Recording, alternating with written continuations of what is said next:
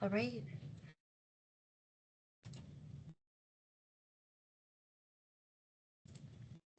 All right. Good Hello. morning, everybody, and thank you so much for joining us for the Park Nicollet Spiritual Care Coffee and Chat today. I'm thrilled to have Kyle Vlach and Abbie Engelstad here with us today. Kyle is the Director of Spiritual Care for all of HealthPartners and is part of the faculty for the Clinical Pastoral Education Program. And Abbie is the Manager of Spiritual Care for Park Nicollet and is also Manager for the Clinical Pastoral Education Program. So without further ado, Abbie and Kyle, thank you for being here, and we're really looking forward to your presentation. All right, thank you. And we look forward to some conversation for sure. We have a few things to share with you and appreciate the chance to have questions and dialogue as well. Abbie, are you able to share your screen?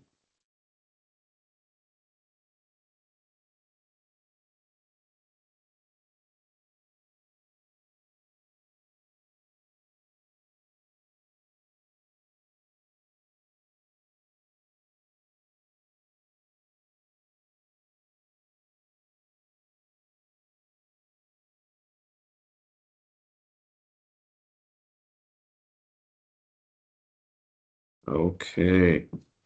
Yeah, so we have maybe one of the more obscure roles in healthcare.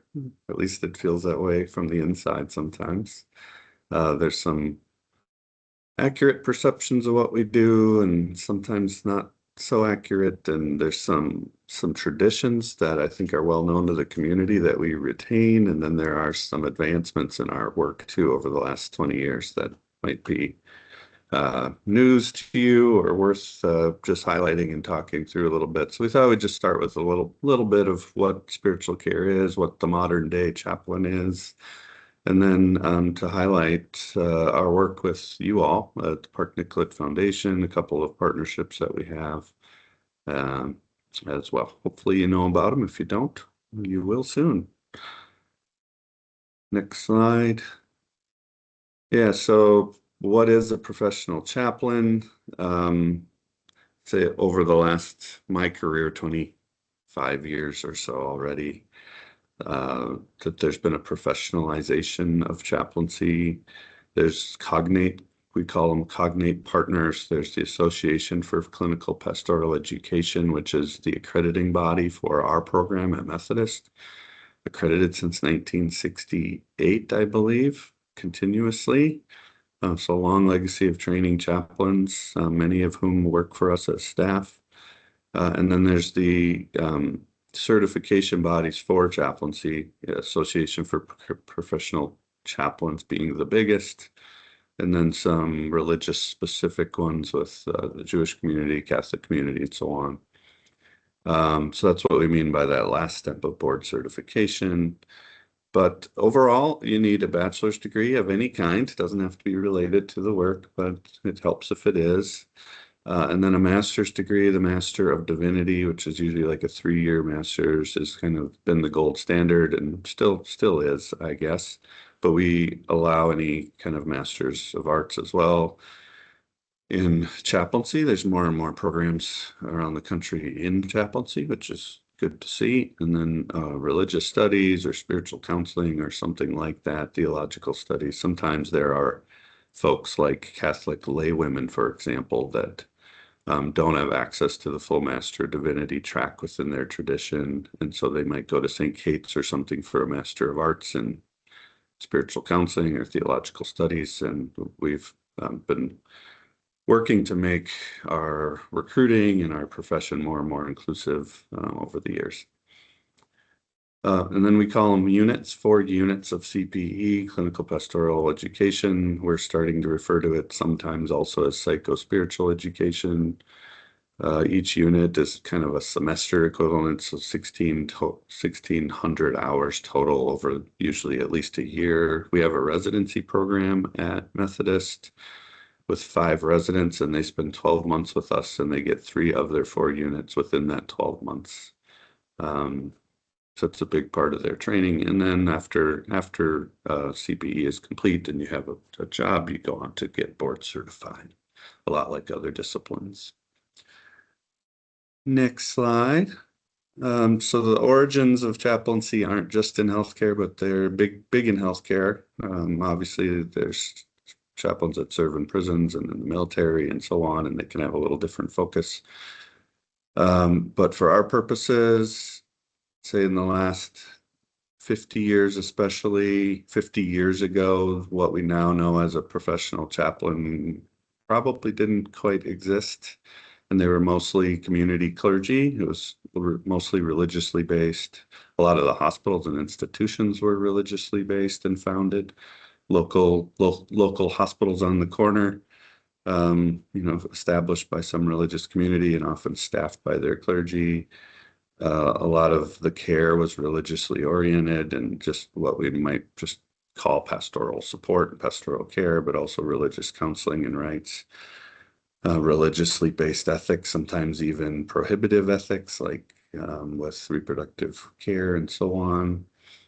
And then we've moved over the years to, as you know, modern multi-site healthcare systems. So there's very few independent hospitals that remain in our area, at least. And HealthPartners is a system of 7 hospitals. And we've moved to professional chaplaincy as a career and as a staffing model. With accredited CPE programs. Instead of just real or mostly religiously focused care, this is one model of many, but I included the CERT model of assessment, which stands for spiritual, existential, religious, theological, philosophical. And so we do a whole person worldview and life review assessment of how people are in their life and what kind of meaning they're making of their medical experience. Religion certainly is still included in that assessment and should be, and a lot of what we do is religious care and prayer and so on, but and especially in a changing secularizing world, we extend our assessments well beyond that as well. So interfaith is one word for that, value-based counseling and bioethics, starting with the values of the patients and families. Trauma-informed is a big deal if you've been around any related field, teaching, therapy, anything like that. Nursing, trauma-informed is state-of-the-art. And then more and more care to staff, proactive care to staff over the years and system initiatives. Like, for example, we're working with workplace violence right now in HealthPartners and how to be proactive about supporting people who've experienced workplace violence, doing some research exploration, wellness of staff, and so on. So one quick bumper sticker kind of way of summarizing it is that we've kind of moved from clergy people that serve in healthcare contexts over the last 30 years maybe to healthcare professionals with religious training. And so the training is much more robust and contextualized to healthcare. So just to highlight a couple of foundation partnerships, and Abbie or anyone else, let me know if I'm missing any, but a primary one for our department is I think about 10-year sponsorship of one of our 5 residents in the hospice setting. And so we have a group of 5, we have a cohort of 5 residents every year, and one of those 5 serves primarily out in the community, embedded in our hospice teams. And that portion of their work, their FTE, is supported by the foundation. And it's just been an incredible partnership, great learning. We are the only hospice residency focus in the Twin Cities. We're known for that. It's kind of a hot spot usually in our recruiting. People show up hoping that they can maybe be the hospice resident, and then they go on to become just really specialized in a very difficult, complicated context of hospice. So we've really appreciated that partnership, willing to answer any questions or have suggestions about how that might work even better going forward. We have a newer initiative with gas cards, gas as in gasoline. We respond to cases that are not that are not fun for folks. They're middle of the night, weekend, end of life, unanticipated situations mixed with grief. And the last thing we want people to have to struggle with is the parking ramp and having enough gas in their tank. So it was identified that a gas card can really go a long way to help families get back on the road and get home. Sometimes, multiple family members show up from around the state and then need to disperse again. And that's been helpful. And then we have a music therapy program, also an educational program within music therapy. We host interns at Methodist, and though it's not spiritual care explicitly or chaplaincy, Mandy, our music therapist, is kind of housed. We love having Mandy as part of our department. And her work is focused across the hospital, and then especially in oncology populations as well. There's other music therapists that work in the outpatient world, and her work is partially funded by the foundation as well. I think the focus of the foundation gala in 2020, maybe, or fifth, I don't remember what the year was, but the primary focus of one of the more recent galas was music therapy, and it really helped establish the program, inpatient and outpatient at the hospital. So thank you. Thanks, Kyle. And I think just to plug, the previous coffee and chat was music therapy, wasn't it? Nice. I think you're right. Yeah. Right. So go watch that recording if you're curious to hear more about music therapy. But thanks, Kyle, for giving us a bit of a sense of just the history and where we are in 2025 with professional chaplaincy. I can't, because of the way I'm sharing my screen, we're not a very tech savvy profession in general, but I'm also not a very tech savvy person. So I can't see any of you right now. You're behind my screen share. So unmute to our foundation partners and Kyle, if you have anything to grab my attention. So I'm wondering, so I'm Abbie Engelstad. I'm the manager of spiritual care for our Methodist department and Park Nicollet. So that includes 3 hospice chaplains. We have our in-hospital chaplains, 5 staff chaplains here. We have 5 CPE residents in our department here. And then we have a team of per diem chaplains because we're on call 24/7, 365. So we have a great team of folks who mostly take the pager home on nights and weekends. And then we have 3 hospice chaplains who are totally embedded in the community. So we have a really wonderful team here, a lot of super experienced folks. And I am wondering if you are perhaps wondering, okay, what does this actually look like? What do chaplains do? How does this sort of show up in the hospital and in hospice and in patients' rooms? So I'll start with who we support. We support patients in the hospital or on hospice. So we don't follow patients into the community. That's just kind of important. The need is endless. So we are, that has to do with sort of our increasingly professional identity. We're within the hospital. We work on interdisciplinary teams here within the hospital. Our chaplains cover different floors and have different specialties and areas of patients who they support. And we just see patients while they're in the hospital. So that's our primary pool of supportees, and then we see their loved ones. So it's not uncommon that our primary care recipient will be a patient's loved one. That could be because they're in the ICU and they're not responsive, at least in that moment. And so then we're giving a lot of support to their caregiver.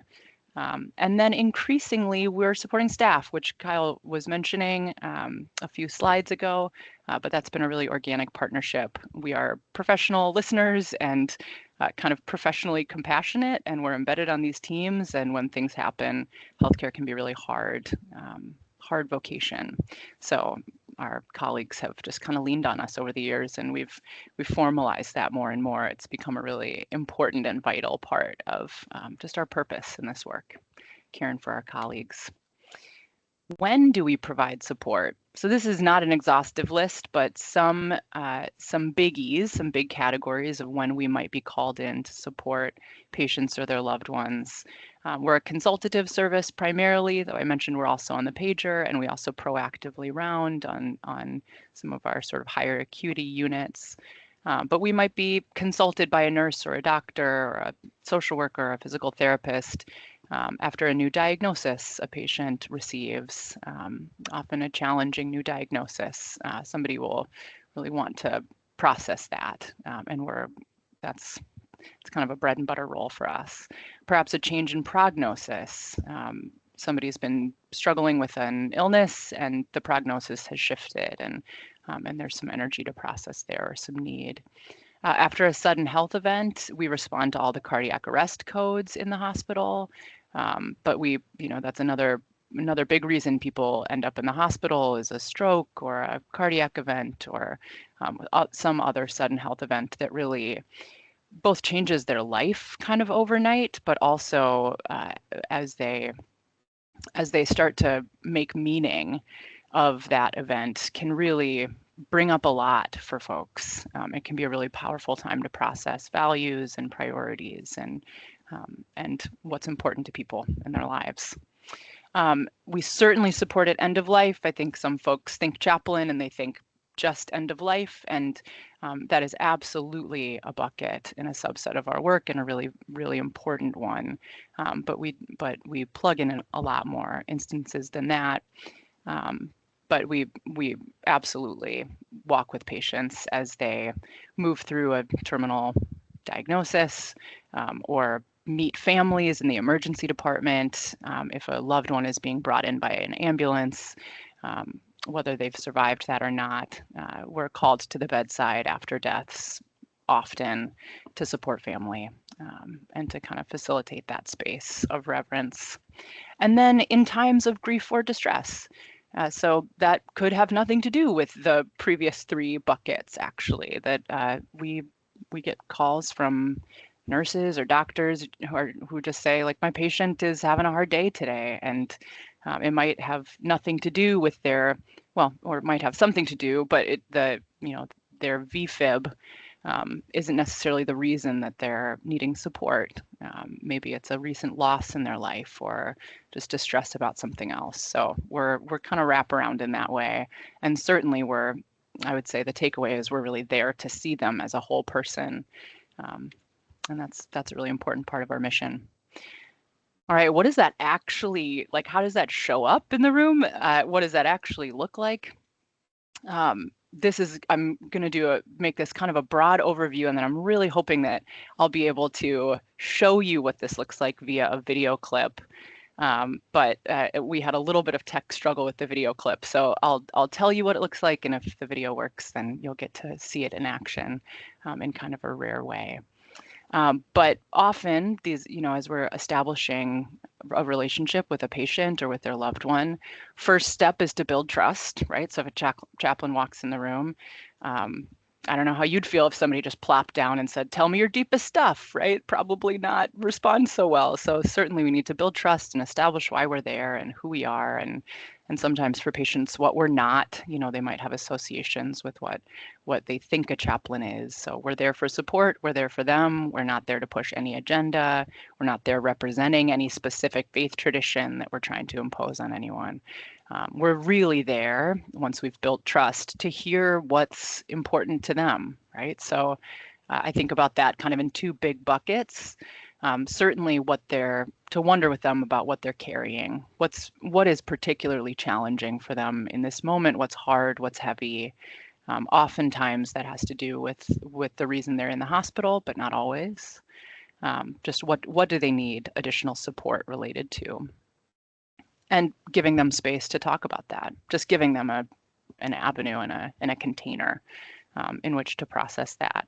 And then the other piece is wondering about what resources they have. So what do they have inside of them and outside of them to weather those hard times?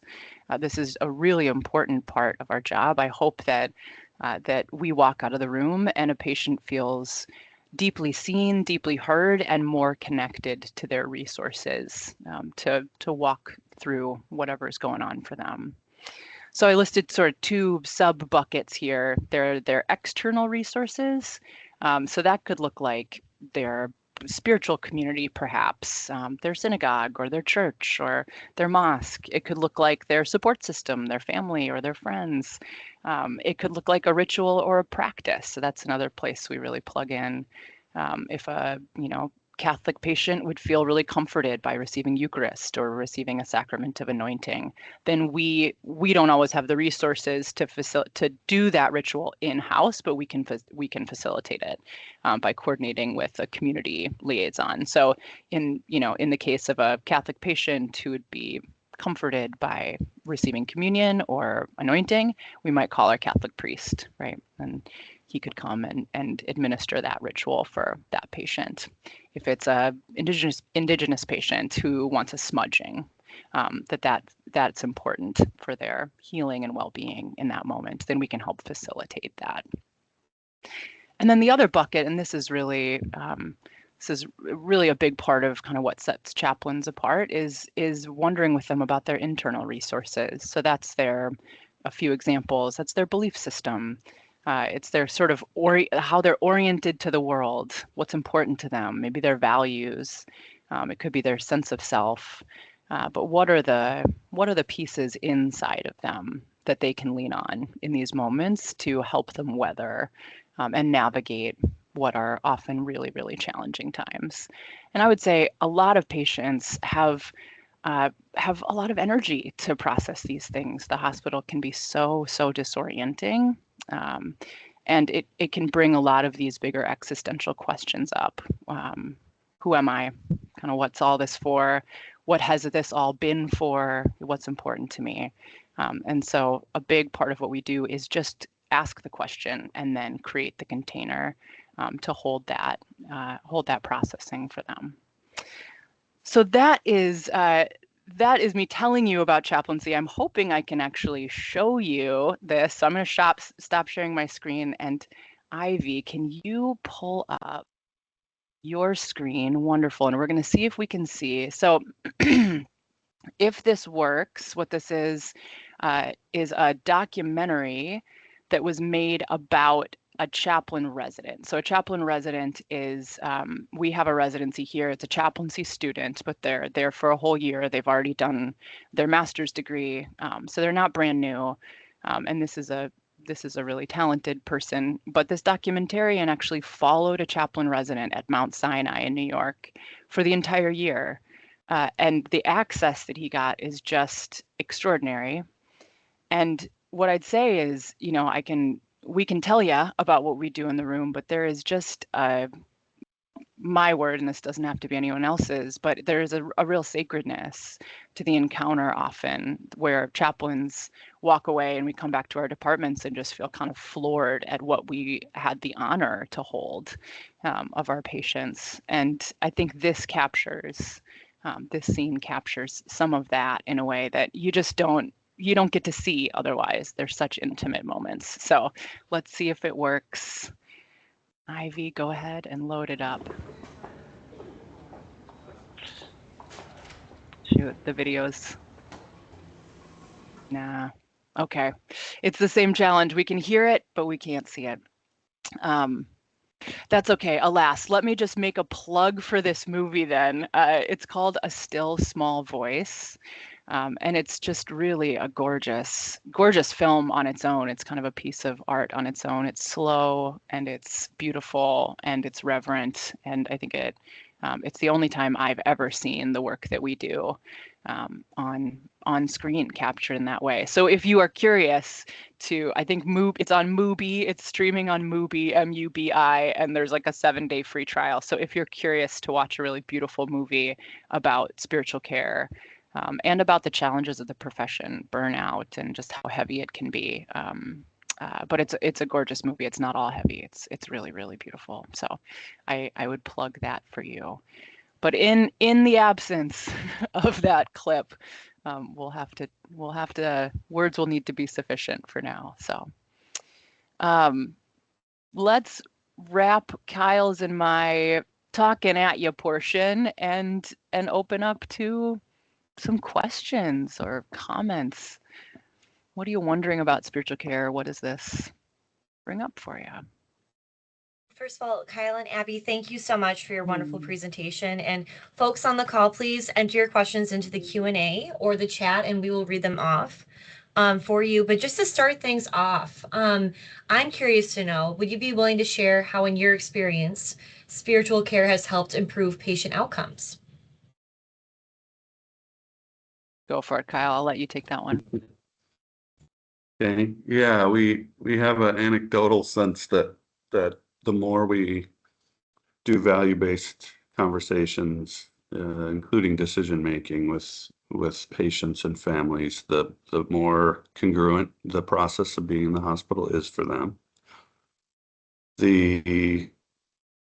Perhaps the lower the length of stay and readmission and some of those big metrics that are so important at the hospital, we're reluctant to ever link our service to such a big multi-dynamic issue like readmission, but anecdotally we really can help move cases along, cases that are stuck, cases where there's conflict with maybe the care team, differences of opinion among families.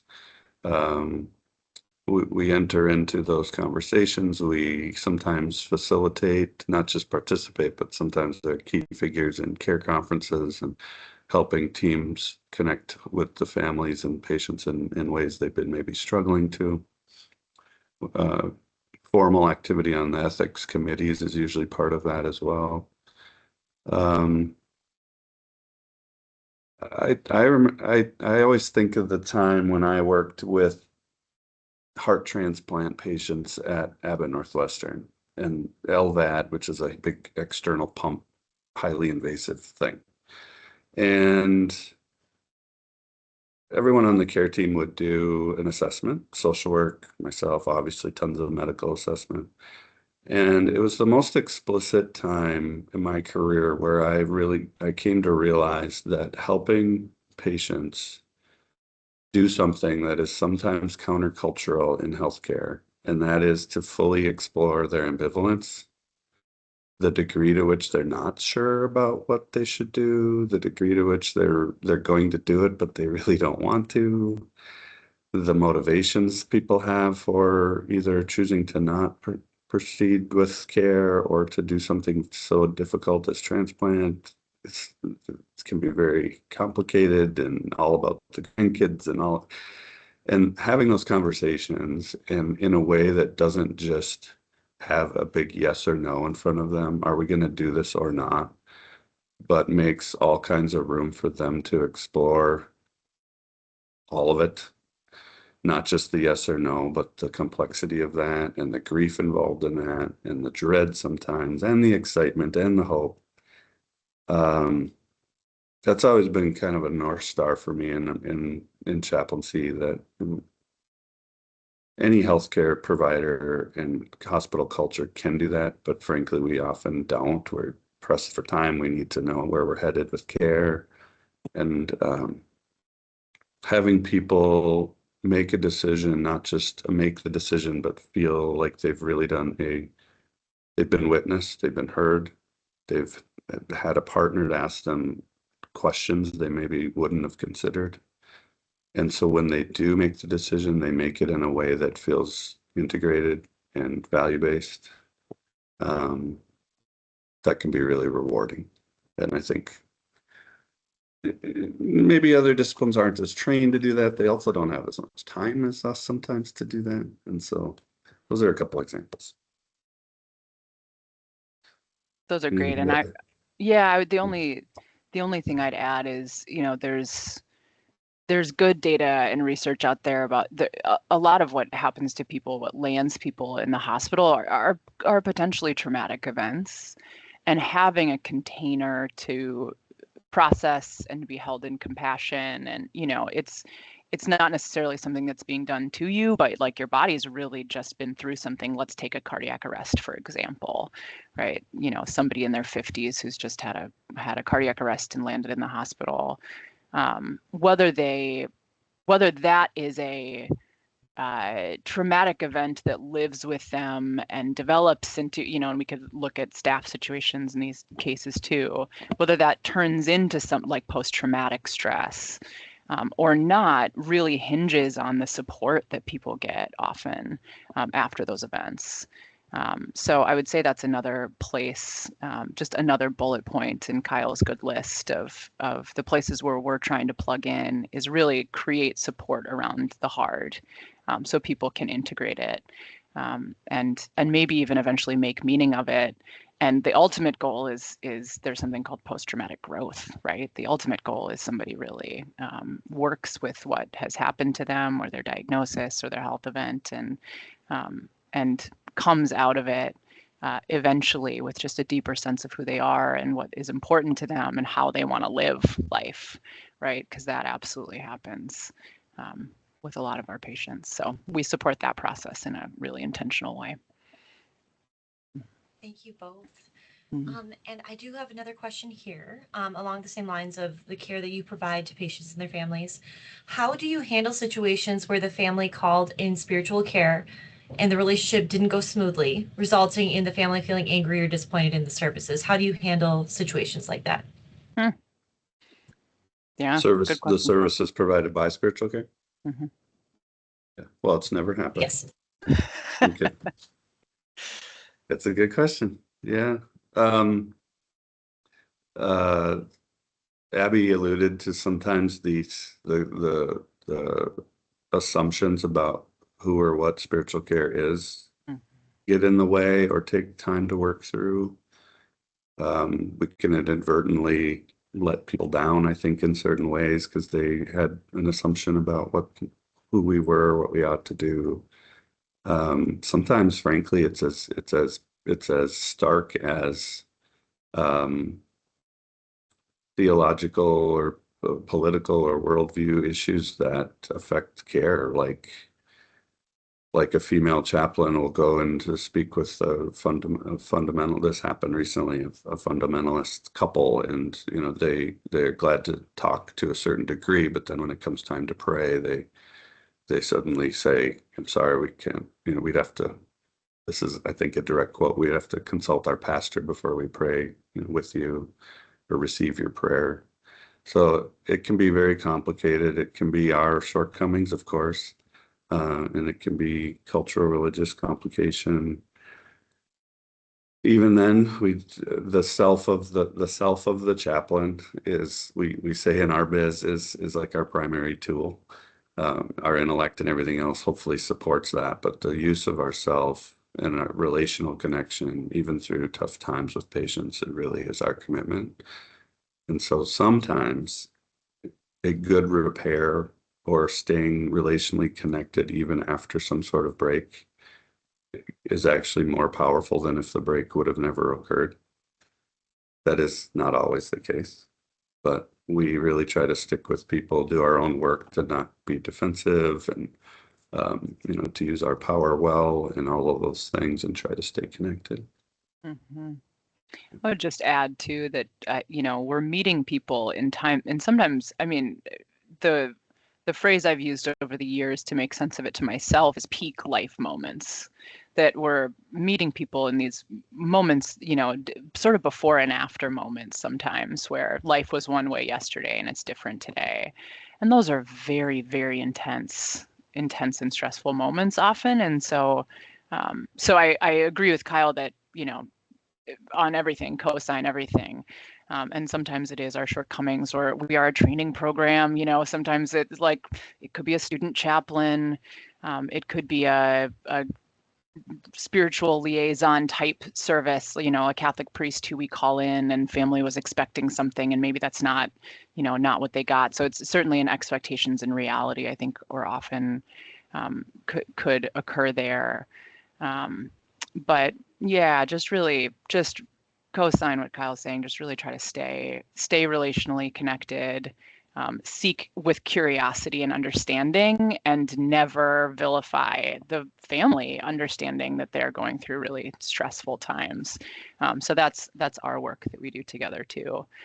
And we can kind of be a voice for that in the wider hospital as well when patients can be really challenging. And so how do we gently contextualize that, under extreme stress and pressure, we're often not our best selves. So that's a wide array of what could be going on in a sort of situation where family called in spiritual care and the relationship didn't go smoothly. But it's a really good question, Annie. And I'm curious if you have if you're thinking of a specific case that you know of where it didn't go clearly, or if you're just kind of wondering in general. But thanks for the question. And thank you both for your feedback on that. Just from what I can tell from your presentation and from working with you both, you're very extraordinary, and like you have a very wonderful and strong sense of empathy and being able to understand the feelings of others. And so with that being said, what inspired you guys to become chaplains? What inspired you to work in spiritual care? I feel like that's such a calling. Yeah. Yeah, that's a lot of what we work with in our program, especially early on in our first trimester, is the personal story and who is it that has chosen to do this work and why, the why of what we're doing. And it behooves us to really be clear about our history, our motivation, our strengths and our blessings, but also our woundedness. All of that should come to the fore in a safe place. Patients don't care what's happened to us when we were 12 years old or 20 years old, right? That needs to be worked out elsewhere. And so working with our story is a big, big deal. Personally,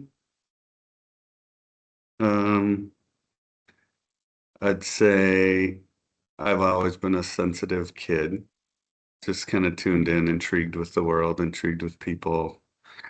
Not always a kid. I was a sensitive kid.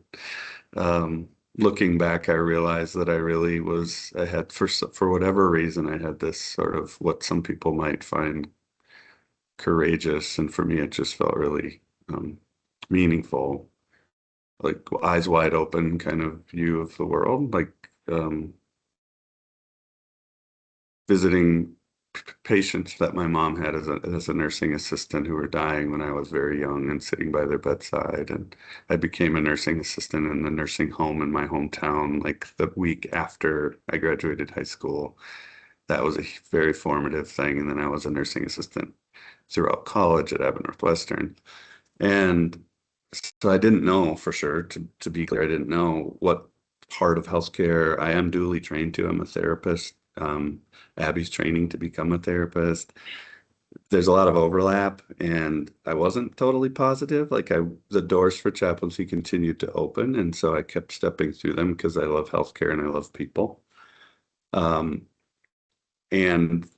I kind of had plan B in my back, a related plan B in my back pocket. And it's just been an amazing dual career. I mean, 90% of my time is spent in spiritual care. But the training and the working through, who I am has been huge. So there's just, like Abbie said, there's very few places. I don't know if there's any place in town where cars zip by on their way to Target and Cub Foods, but behind those walls and behind those curtains, the most sacred things happen. And we've outsourced a lot of our care and the stuff we used to do as communities. We've outsourced it to hospitals and professions, and that's a big burden for us in healthcare, but it's also a privilege to be some of the folks in society that still hold the most sacred transitional stuff. So for better or for worse. Beautiful.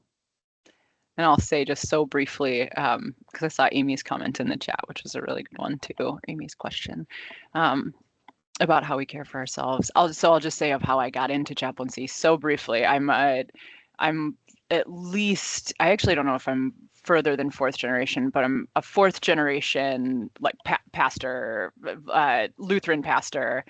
My parents are both pastors. Their dads are both pastors. A couple of great grandpas are pastors. It's a wild. So of course I was like, I'm never going to do this. Right. Well, maybe not, of course, but they're kind of pastors' kids can go either way. And I was like, absolutely not ever. So I sort of describe this as a bit of a divine comedy that I ended up here because I was so adamant in my adolescence that it couldn't be me, as the kids say these days. And then I look back and and there were signs, you know, all the way through. Like my dad was a nursing home chaplain, actually. He's a Lutheran pastor, but then he was a chaplain in a nursing home when I was 11, 12-ish, and I'd go with him. It was a really different time for HIPAA, and I would, you know, it was the 90s, apparently all bets were off, and I'd go into the nursing home with him and help move residents around and honestly just hang out and listen to stories. It was like a really sort of amazing training ground for this work to see people in this kind of congregate living space and hear their amazing stories. And I always felt just the kind of honor of sitting at the feet of my elders and hearing their stories was just an amazing gift. So I think I kind of carried that into religious studies as a real passion. Thought I would be a professor of religious studies, and then tried chaplaincy one summer in my 20s and was like, all right, the inevitable is here. I love this, and 10 years later, I still do. So. That's amazing. We had the privilege of starting Abbie's process as a 20-whatever-year-old intern back at 7, Alina, something like that, yeah. in our Alina days. So it's been just I couldn't value Abbie more as a colleague. We've been really fortunate. A few of us are together now at Park Nicollet, who were together at Alina for many years. Just a little trivia of the department. So there's a lot of continuity and trust, and a lot of years of history with each other and our curriculum and so on. So I couldn't be happier with where I've landed and the people we're with. Hear, hear. And I know we're at our 11:45 time, but can I just speak for a second to Amy's comment? Yes, please to Amy's do. question. Thank you both. Yeah. So how do we support each other ourselves? I mean, I think you just sort of heard a little snip of it. It is, some of us joke that the best thing about being a chaplain is working with chaplains. That it's really, I mean, the support is so genuine and so deep. And I don't think we could do this work if it wasn't for that. You know, it can be really heavy work, and it can be kind of cumulative over time. And of course, all of us have, you know, we're living our life alongside all of this, and we experience our own griefs and big life transitions, and then show up and try to really, really hold our patients in their fullness. So I you know, we take our own advice and we lean on each other. And there was a study out of Texas. I'll find it and send it to Abbie so she can send it around. But it was done by physicians, conducted by physicians who discovered that sharing their sacred moments with patients, and that was their term, I think, sacred moments. But you know, that doesn't need to have a religious valence, just deeply, deeply meaningful and human moments. Sharing those with each other really helped tamp down burnout. That was a really important engagement, just for their own engagement and meaning in their work. And we all learned about that study and kind of looked at each other and were like, oh yeah, that's right, that's what we're doing. You know, like we're really intentional about sharing, just kind of sharing the sanctity of what we do, and helping each other hold the heart, for sure. And I think our training, our sort of attunement, our training that helps us attune to what's going on inside of us at any given time is a big part of that too. Just recognizing when we're hitting walls, and seeking our own just kind of supports, taking our own advice, connecting to our resources, internal and external, when things get hard for us. So I'd say all of that. A good dose of dark humor thrown in. Yeah.